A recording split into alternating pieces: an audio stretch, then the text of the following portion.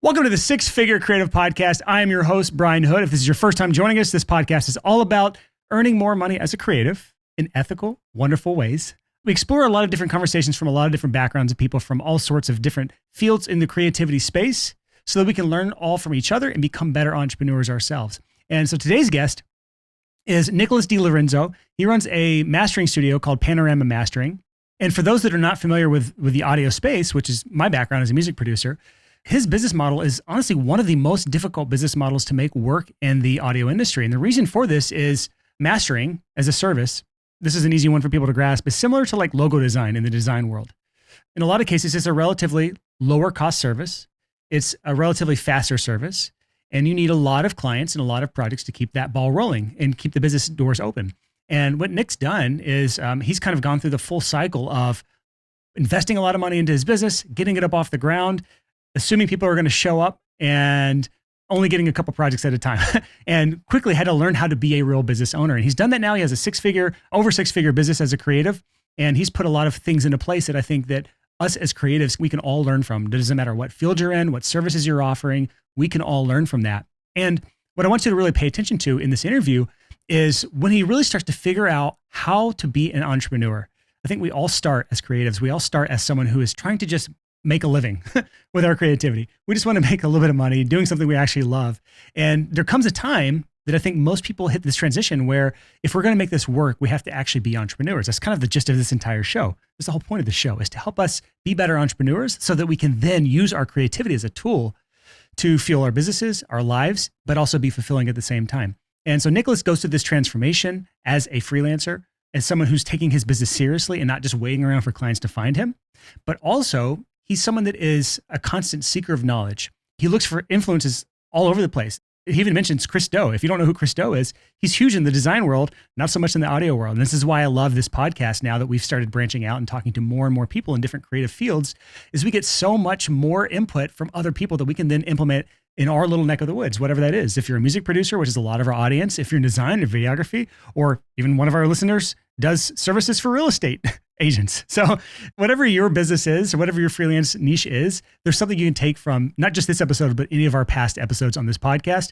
And I want you to pay also specific attention to this interview where Nicholas starts talking about user experience, which is just a really nerdy term. He actually read a book on UX design, which is user experience design, in order to make the experience for his clients as smooth as humanly possible. And when you are a mastering engineer, which is a high volume business, which is a lot of clients coming through at a relatively low dollar amount, meaning you're not making $20,000 per project, you have to figure this out, because if you don't have a really smooth, great experience, you're going to get inundated with the emails and questions and be bugged by your clients. And so he's had to perfect this part of his business that I think all of us can take away pieces of this and implement into our business. So I'm going to stop rambling on this intro. I just want you all to pay attention. Wonderful interview with my guest this week, Nicholas Lorenzo.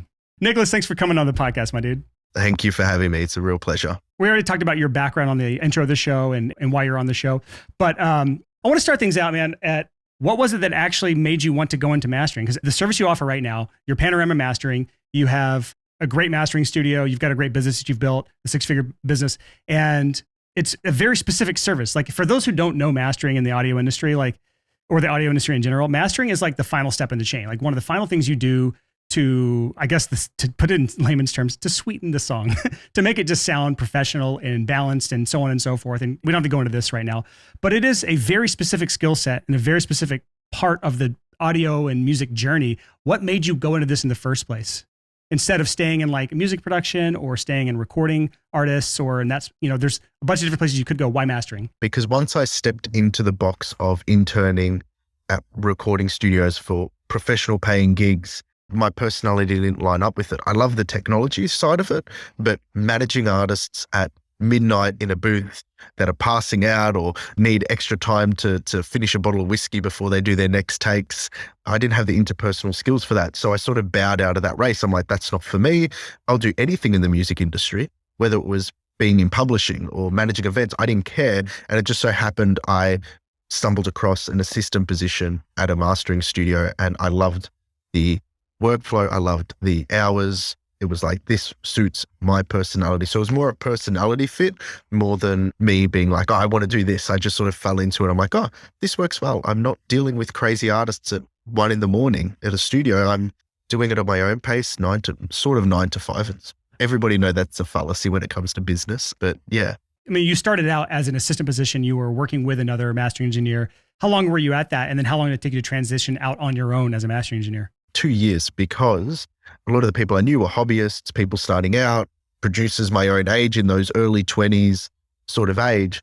They can't afford top tier mastering, but they're like, well, the next best thing is the assistant. So let's start using him. And I was freelancing out of my bedroom. And then it got to the point where every single day I'd have people coming into my bedroom to master records. And this was like real chop shop setup from the get go. And I'm like, well, I've got the knowledge and experience working in a professional facility. I've got the clientele coming in.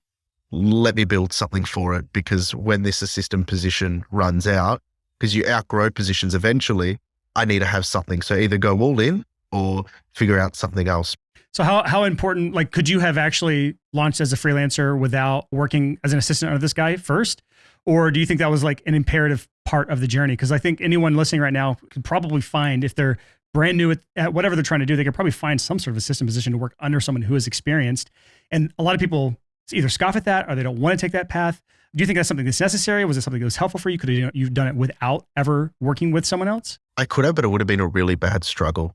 I'll give you an example. An assistant position, the tasks you could do was something as menial as making coffee or dusting the desk, all the way to topping and tailing or doing tape archives for catalogs. So you could go super technical and actually get hands-on, or you will be making coffees, dusting, vacuuming. And the thing is, and this is what people, when they sort of think about getting into an assistant or intern position, they think it's going to be so much fun. I'm going to be getting into the technical side. I'm going to be hands-on. But the most valuable things I learned was simple things like making a coffee for the clients is so important, because it's about that experience they enjoy. Good coffee, by the way, not trash coffee. Not trash coffee. Being able to keep the room clean and tidy is part of that experience. It's, how you welcome clients when they come in. Those were professional standards which I hadn't experienced. Even the way you send out an email or get deliverables across to a client and name things, not very hard, but you'll have a very hard time learning on your own without actually going into a space or an engagement with a professional who has those systems set up to learn from. Yeah. And that was something that I think I was missing in my journey as a freelancer. Is I was so adamant on being self-taught. It's a gift that I have, and it's a struggle that I have, that I just want to do everything myself. Like, I don't want your damn help. Sorry, I don't want to work for you, person who's maybe been doing this 15 years and I think you're doing it all wrong, but you're probably not. That's an issue that I have. But as an Enneagram 8, my number one drive is freedom. It's like control. I don't want to have to be under the control of someone else. So I can't stand the thought of working for someone else. But I love that you were able to glean that sort of stuff and learn what they were doing right, but also maybe some things that they might have been doing wrong that you could have done better. Because to me, it's so much easier to spot what someone's doing wrong than to fully appreciate what they're doing right. So like, even sometimes if you're working with someone who's not amazing at what they do, you still can glean a lot from that, as long as you're doing things to make it a better experience for your own clients. So you moved, I assumed it was a slow transition, out into the full-time freelance world where you're out on your own as a mastering engineer. Talk about that transition. Was it just like a smooth, you just had clients lined up? Was it a struggle? Like, give us an idea of that, moving out on your own as a mastering engineer. So for the last year of my assistant position, I was designing and getting prepared to build my own facility, because I had the clients lined up for my freelance work. And as soon as I finished the assistant position, probably 4 months later, I'd finished building and moved into the new space. And the transition was really hard because, again, I was very young at this point. I would have been 21 years old, and I've had a bit of experience freelancing where I've been sustaining myself off it. And then I've went out and spent a bunch of money building a space. Like, this is the room within a room, built, invested in the gear. And the reason why it's a hard transition is because when you're younger, you're a little bit more ignorant, or at least I was. Okay, I'm not going to make that generalization. I'm like, I built it, they will come. So my days were like, I got the website, I got the space, I've got some clients, which was like more of a ego, not an ego, it was more like a vanity check. I don't know what the word is there, but it's like people were saying, I value you to give you money to exchange something. So it made me feel good.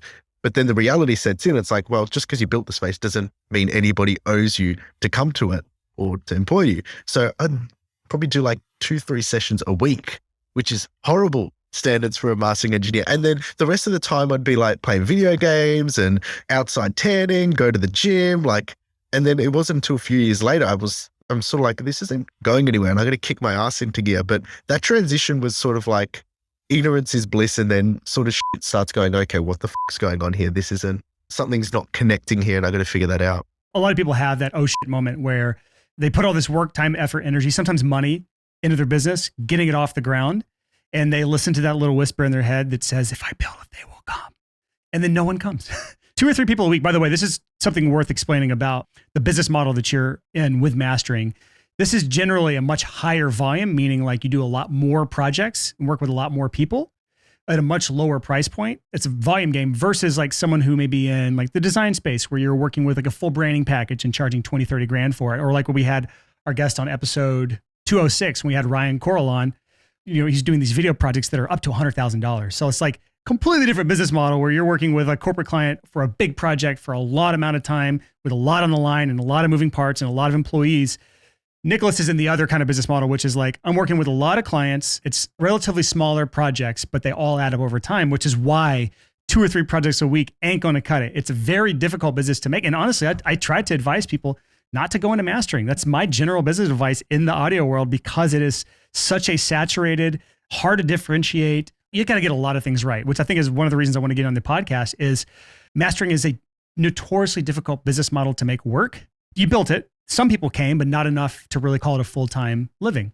And so this is a place that a lot of people are. So what did you do when you realized like, I can't just go to the gym and tan outside and play video games in my free time when I only have 2 or 3 clients? Like I am responsible for getting clients now. It's not someone who's overlooking me saying, all right, Nicholas, make some coffee now. All right, Nicholas, do this weird random thing that only master engineers understand the reference to, like you said a second ago with something about tape. Oh, okay, Nicholas, reply to these people for me. You don't have a manager now. You're your own manager. You're your own technician. Talk about that transition where you finally realized that and you had to start taking this business seriously. Again, still young mind, jaded. Because when you're young, it's like, oh, this is so exciting. This is so cool. This is so exciting. The stars sort of aligned where that was sort of where the Gary V come up was sort of happening, which I don't neither see as constructive or destructive. It was just a thing that was happening and I was consuming and I'm going, okay, I got to do something. Now, what did I do? I did everything from doing YouTube videos to more social media to doing lead magnets and things coming in. I was just throwing shit at the wall. I was doing a million things and every single thing I did, I could probably say was a failure. Like as in it just didn't work, but every time it didn't work, I learned something. So instead of pissing the time that I wasn't having sessions down the drain, I was just doing stuff. I created cool little checklists, which you can download and get your email. And then I'll send you out an email, like all these little sort of marketing things. Some would hit, some would miss, but I was learning. And I think the idea of time in the game learning is important because a lot of people, especially in business, they'll try one singular thing. Okay. So they'll go and they'll be like, I am going to make this product and it's going to help me grow my business. And they put all the eggs in one basket. It doesn't work. And they're like, no, it was all wrong. Everything's shit. I don't have that secret sauce. I don't have that silver bullet solution. But the reality is it's like we all have different knowledge bases, or I think you follow Christo a little bit. In one of his videos, he mentions the boundary of your knowledge or the edge of your forest of knowledge. And then it's only until you reach the edge of that you can expand further on it. So it's like until you actually do something, you can't reach the limits of what you know to then go further. I just did that a lot. My circle was like this big.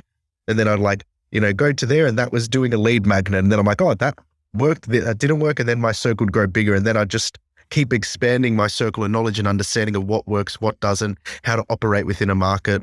And then 3-4 years down the track, I started sort of going, okay, some things are sticking much more now than others. To be honest, I can't even recall what was working and what wasn't now in hindsight. Now I'm at a point where I've just got a little bit more intuition to understand how to move in my business and make it work. Man, you make a really interesting point. Like, I love that you can't even look to a specific thing that worked because you were trying to do so many things. So let's just go back to Gary Vee for a second. He's the most loved or hated entrepreneur I know. Some people love him. Some people hate him. Like, I don't know many people that are like, yeah, he's okay. And the reason that people hate him, if they do hate him, is because he is the front runner of the hustle and grind mentality on the internet and do everything, be everything, hustle kind of mentality that he stands for. I don't necessarily agree with it, but here's the cool thing that I think is a wonderful takeaway is that it pushes you to taking action. And I want people to pay attention right now. Like people that struggle, freelancers that are not earning what they want to earn, they're not having the success they want to have, they're not getting the clients that they want to get. Maybe they're working with some clients, but not the ones they want, not the bigger, better clients. The thing I see most often is that they do no action. Or they do what you said. They take one action and say, oh, it didn't work. I'll try something else. Oh, that didn't work. Oh, let me spend $50 on a boosted post on Facebook ads. Oh, Facebook ads doesn't work. Oh, let me reach out to 10 leads, cold outreach. Oh, cold outreach doesn't work. Oh, let me try posting on Instagram or TikTok. 10 posts later. Oh, it didn't work. I didn't get 1 million followers. And so this is the thing they repeat over and over again. It's a pattern. And what you found was that you were at least exploring different areas and something was sticking here and there. Maybe it wasn't a lot of success, but eventually you honed your skills and your knowledge to the point where more and more was sticking. And here's the thing I just wrote down in my notes here is I can give you 2 guarantees. Here's guarantee 1. If you take no action, you will get no results. If you take some action, here's the other guarantee. If you take some action or a lot of action, better case, you will get a guaranteed result. It may not be the result you want, but it'll be some sort of result. And that allows you to then point your direction to pivot and try something else. So I want to actually move into something that I know is one of your superpowers. And I love talking about superpowers on this podcast. You told me before we started recording this that you read a book about UX, which for anyone who doesn't know what this is, it's user experience. And you read it and you implemented this on your emails. Just talk through this because this was fascinating to me. And I really want to go deep into this conversation because like user experience is everything as a service professional. Whenever you're offering a freelance service, the experience that you give someone from your website to the emails they get from you to the experience in the office or in the studio or in person or every single touch point that you have is part of the user experience. And you implemented this in a very specific way with your emails. Just talk about that. So I'll backtrack one step to fill in more context as to why I started going down it. So Sam Matler from EDM Prod suggested I read the book Perennial Seller by Ryan Holiday.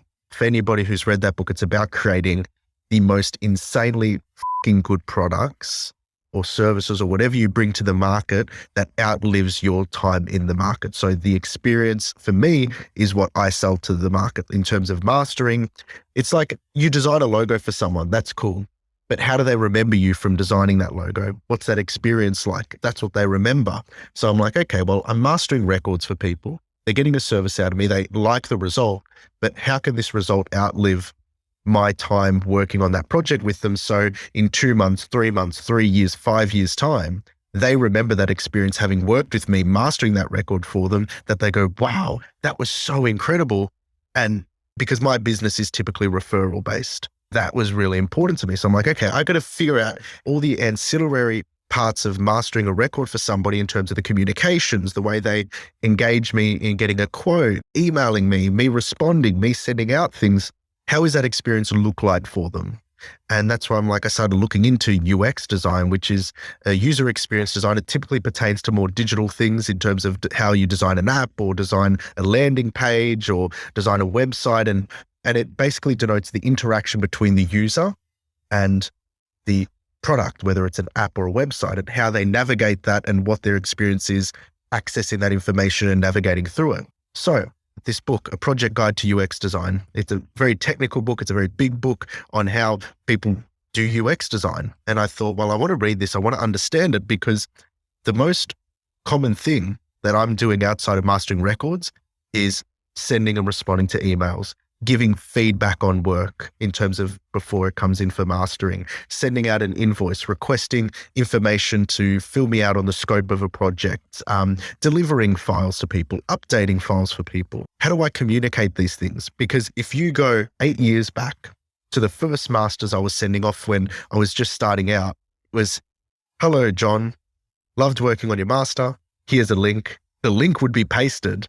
HTTPS, blah, blah, blah, blah, Wally, Nicholas.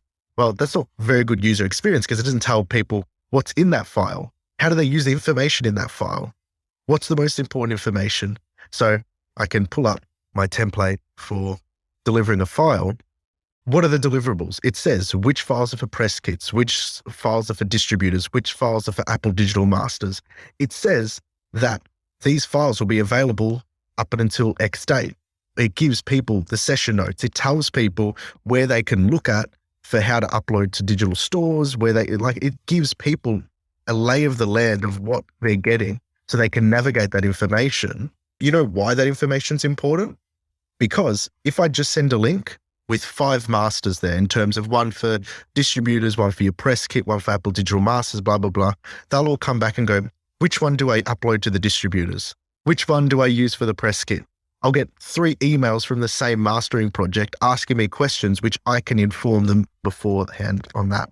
So I've got a project delivery emails, information for your session emails, that's for mixing sessions, a mix feedback template for when I give people mix feedback, an invoice email if I'm updating a project email, a feedback request form in terms of after a project finishes, an introductory email when I try and introduce 2 different contacts in the industry. I have an email and a framework for introducing them, a quote email, a follow-up email if I need to follow up on a lead. Those are the main ones I use. Most people probably have some version of this where it's like in every single part of the journey of me working with someone for the first time or first time contacting them or them contacting me, all the way to getting the deposit, to the remaining balance, to the final delivery, to any revisions and so on and so forth. There's emails that go out all along the way.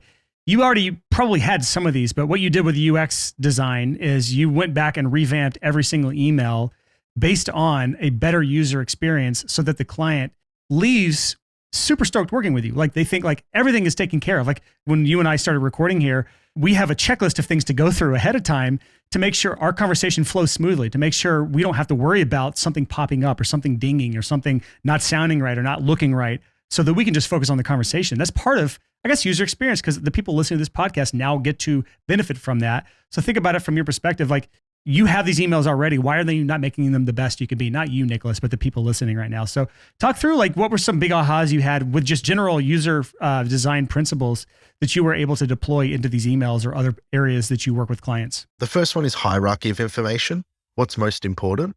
Let's say in a deliverable, there's a lot of minute details which are sort of tertiary to the main context of what you're delivering.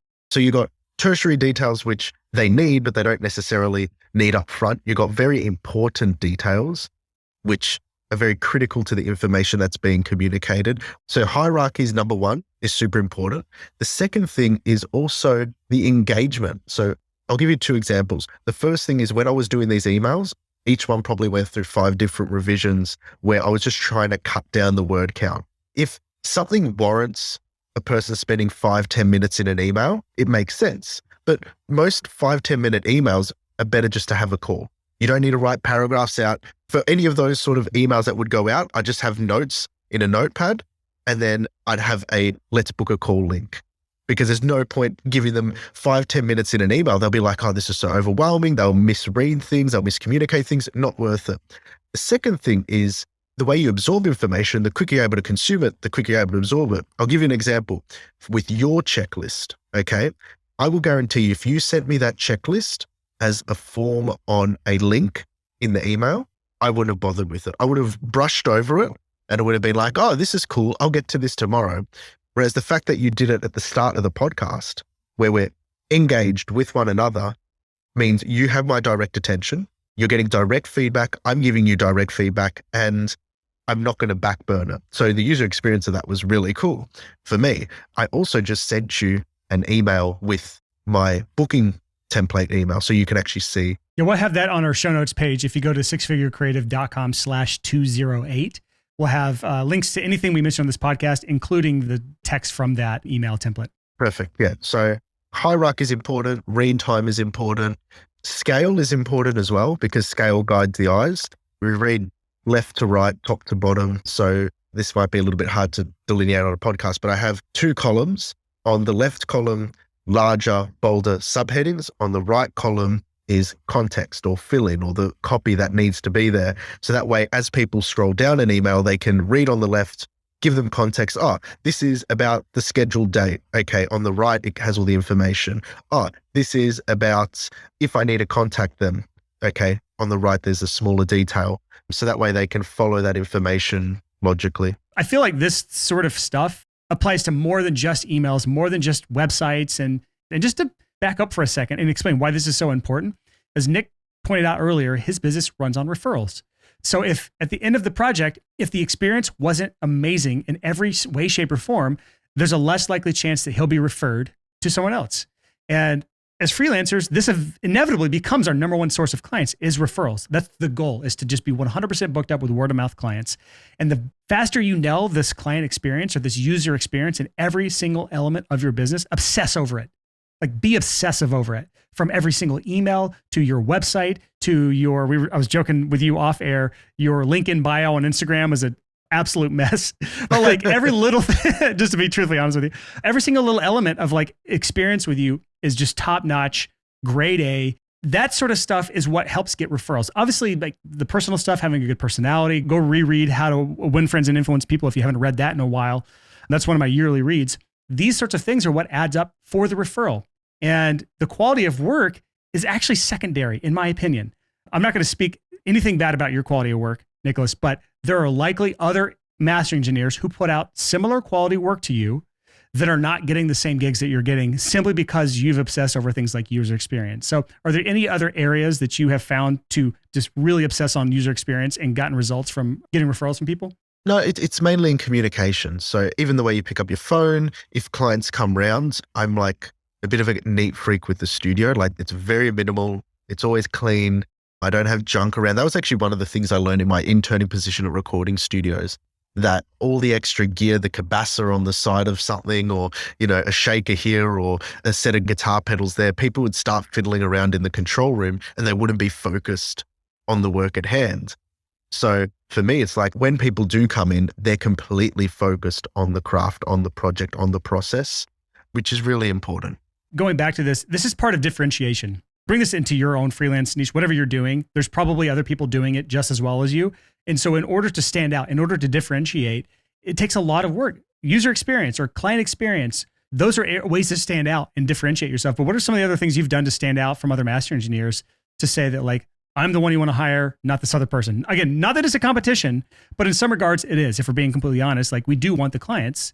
So like, what are you doing to stand out and differentiate yourself? I'll take you through my thought process when I was starting out, because when you're passionate about any creative industry, whether it's photography and you're watching Peter McKinnon videos, or design and you're on the future page and you're looking at different typography and you're really into it's almost like you place this craft, this passion on a really high pedestal, and all the outside influences your decision making. It was the same for me with mastering. I'd see the studios, I'd see the people working with gear and all the cool stuff they were doing.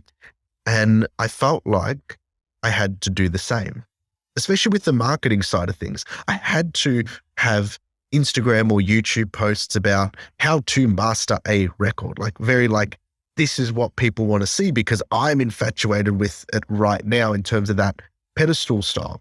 That can be really bad because then you just end up copying what's been done. It's like, that's already been done. You end up copying it and you don't end up finding your own path. And that is, I think, the most dangerous thing. What's important, if you're really passionate about what you're doing, and it can feel a little bit awkward at first, and it's something I've leaned into pretty hard over the last 12 months, is reality is we're always learning, and it can be a little bit embarrassing learning because we make mistakes. Like you said before this show, you've checked out my stuff, my audience and my target market are other engineers and other producers. So I show my target market my process of learning and understanding my craft and further developing it. And it's a very different take for mastering engineers to do, because we're meant to be, especially proficient people like Peter McKinnon, Christo, Matthew Encina, they're incredible craftsmen. They never show their weaknesses. They're always showing the best of what they're doing. And that is incredible because that's what they built it on. Whereas for me, it's sort of like, I'm really good at what I do, but there's so many other people who are really good at what they do.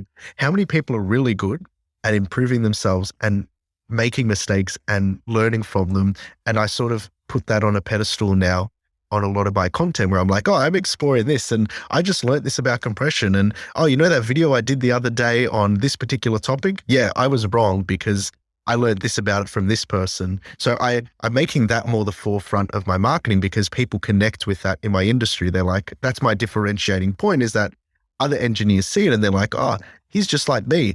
He thought listening at 96 kilohertz per second, which is a technical term, like listening to music at this resolution was so much better, and he can't actually hear the difference. Nor can I. Okay, that's cool. So that's sort of been my sort of thing. You really have to find what your truth or meaning behind your craft is and be comfortable with that rather than fitting into other people's boxes. I don't know these people. They're probably lovely people, but there's like an Instagram family called the Bucket List Family. And I can't stand looking at their stuff. It's just an Instagram traveling account with like a family, and everything on their feed is absolute perfection. And as someone who's traveled for like 6 weeks at a time, it becomes a slog. Even after 6 weeks, I'm like, I'm ready to go home. But this family travels nonstop. And I'm like, that is not fun. I'm sorry. Like, maybe they love it. Maybe they don't. I don't know. But bringing this back to freelancing, so many other people see these like perfect accounts of other freelancers. This is especially common in the photography niche and the design niche where image is perfection and having this perfect image. People get sick of that stuff. So sometimes it's good to zig when everyone else is zagging, or zag when everyone's zigging. I don't know which way you say it. But when everyone out there is trying to be perfect, it's the one person who's saying, I'm a little bit of a klutz, I'm a little different.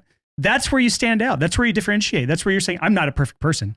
It's so funny that we were talking again off air where we're in the middle of an interview and we might mess something up. And I'm like, oh, you're getting to see the other side of this podcast, Nicholas, where we are able to cut out all the crap that I mess up and it makes me look perfect. It's like, it can be a breath of fresh air to show imperfection and to show what you're learning. And that just really highlights for people who want to do content, which we're going to get into in a second because you're doing a lot of it now.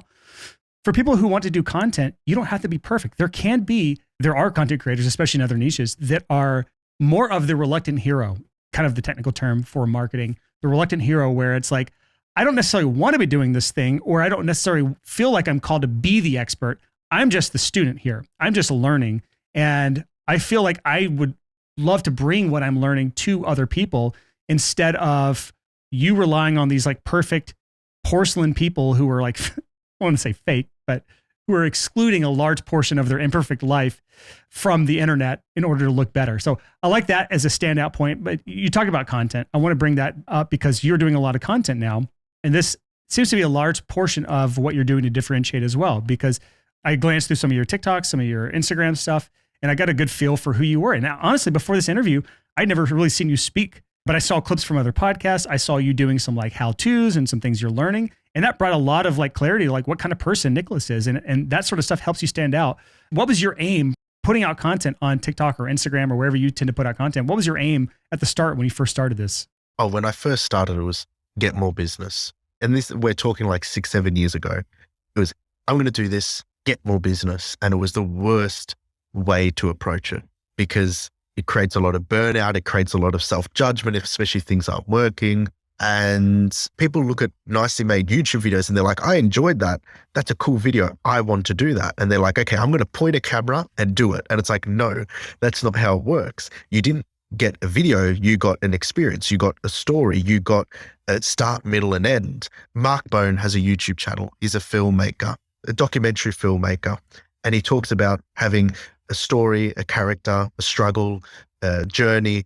And that's actually how I do my videos now because it's much more engaging for me to make that content. Now, I'm not concerned about if it's bringing in more business or not. I'm trying to communicate the value that I have in the studio.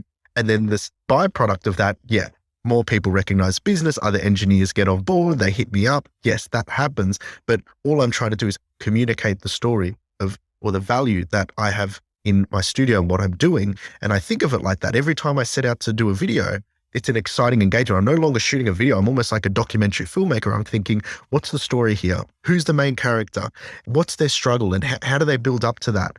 And, you know, like I'll give you an example. I put out a video today on compression, and I'm not going to get too technical on this because I don't want to deviate. But basically what it was me going through the exploring of this technology and understanding the fundamentalist, the most basic level of it, which I already understood, but I didn't understand completely to a great depth, and then creating tests and developing it. And that was my journey. It was like, I use this tool every day.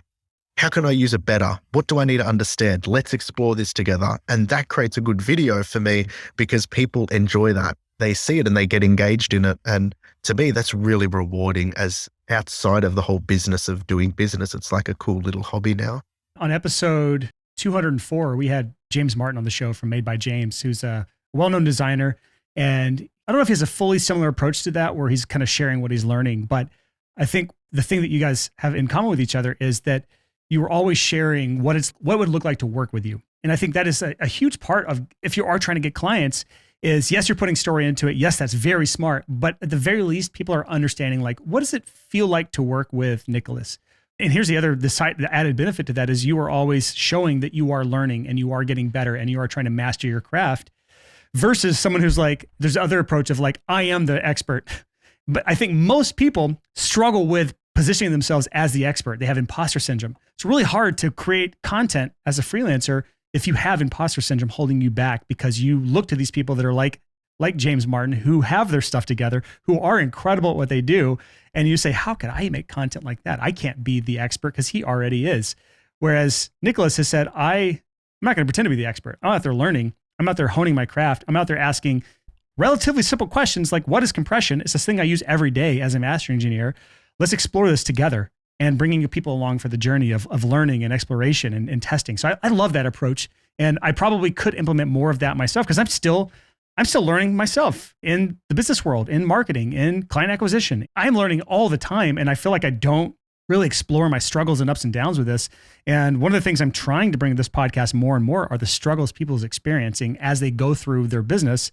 And that's one thing I'm trying to bring up with you, is just like, as you're doing these things, what is the struggle? Where's the story? What's the main character? Kind of the things you were talking about from the film industry. With content, let's go back to this now that I've gone on my long spiel that I like to do on podcasts with guests, as you stare at me and think, Brian, when are you going to stop talking so I can speak? I'm the guest here. Don't stop talking, Brian. I want to bring up creating content. One of the things that's holding freelancers back from this more than anything is they don't have time. And we talked about before our interview how you freed up a ton of time in your business and now can then invest it on working on your business. Now, we've talked about this on the podcast at length here in the past, on past episodes, about working in your business versus working on your business. So many freelancers are stuck working in their business, doing the work, and they never have a time to work on themselves or on their business, improving things, building systems, eliminating things they shouldn't be doing. Talk about some of the things you've done to free up time so that you can actually pursue some of these other initiatives that may be a long-term play. Content is not make it and I'm famous overnight. It is a long-term play. So what are some of these things you've done to free up time to then explore those other areas? So the main thing was because remember, I'm a volume business, and I think it doesn't matter if you're a volume business or not, you still have to understand how many projects you got coming in, how much each of those projects will cost, how many you need to get through a year.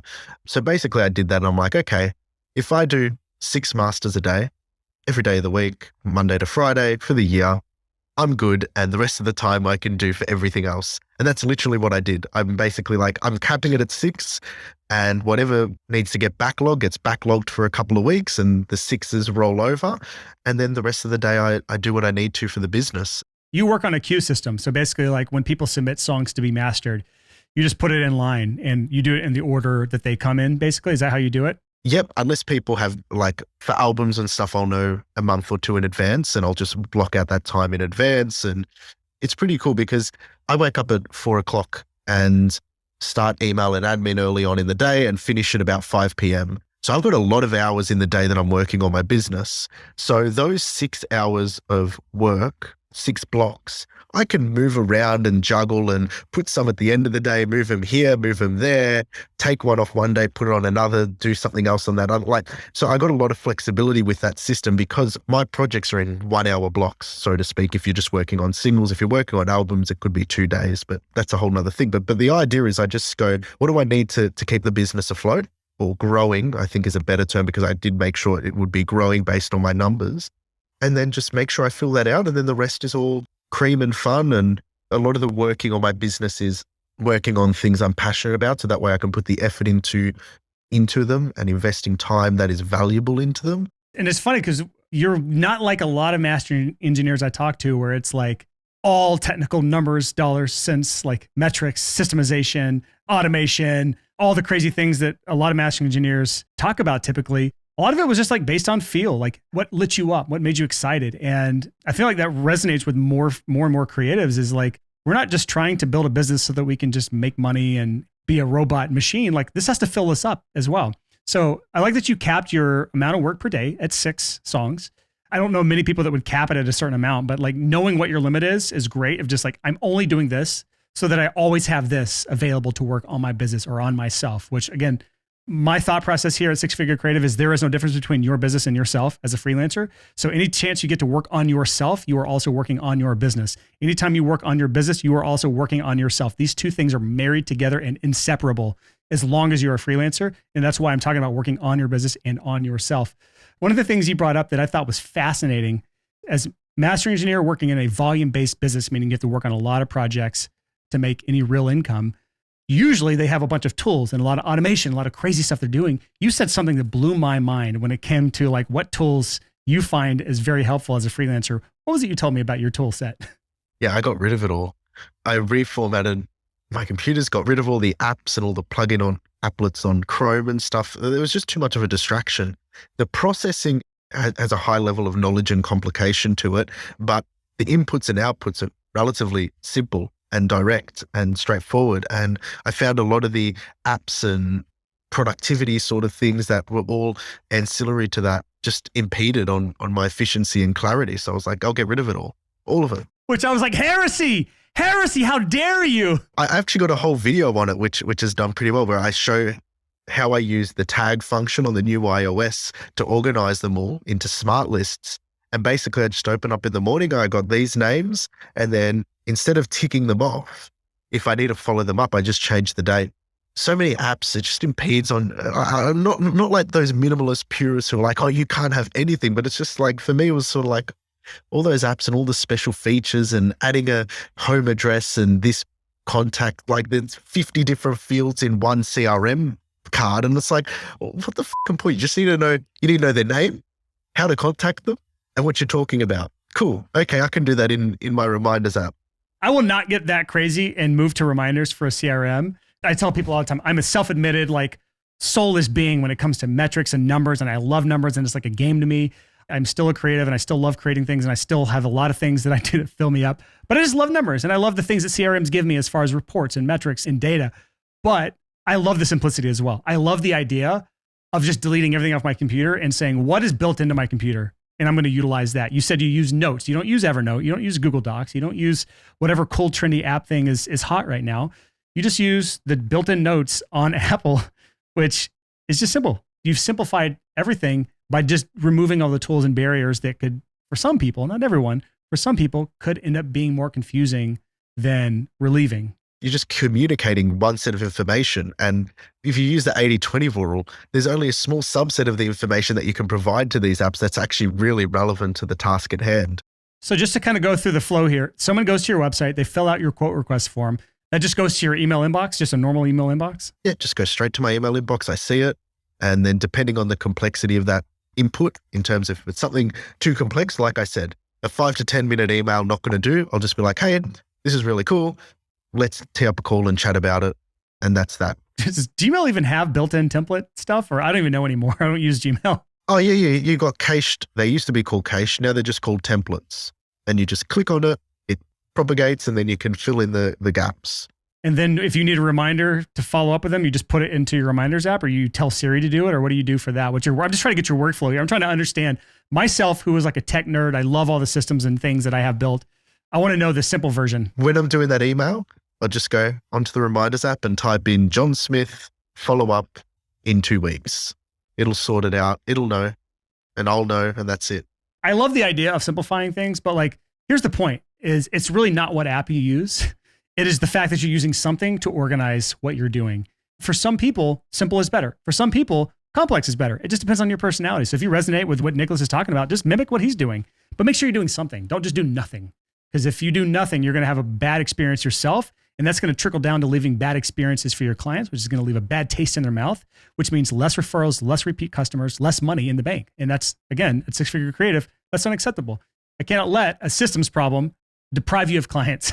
I was using a CRM, and getting into that CRM was after, you know how you talk about metrics and looking back into everything. It was probably maybe 5 years ago, 6 years ago.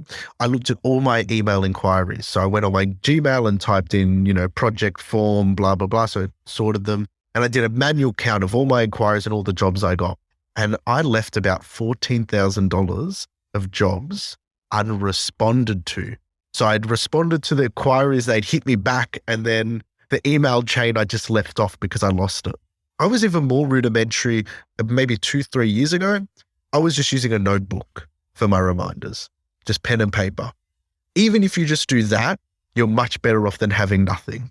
I'll call you the purist, the tools purist, which is fine, a fine way to do things. I am more like, when it comes to tools, I am the flashy peacock, like too much stuff going on. I have like 5 different note apps for different use cases. I have so much automation. If you saw my Chrome plugins tool thing, it's disgusting, but that's the way I like things to be. But everyone can kind of decide their own path and their own journey. Yeah. So I love this, man. I love this conversation, and I love that you were able to share with our audience today, man. Where can people go if they want to learn more about you, or maybe hire you for mastering services, or whatever? What is the action you want people to take that are listening right now? Okay, guys, you can find me on Instagram at panorama_mastering. If you're on YouTube and you type in panorama mixing and mastering, you'll find all my videos there, or go to panoramamastering.com.au to find out more about what I'm doing. Be more than happy to connect with anybody that hits me up. And again, we'll have links to all of that in our show notes. If you want just one single URL to go to find all that at sixfigurecreative.com/208.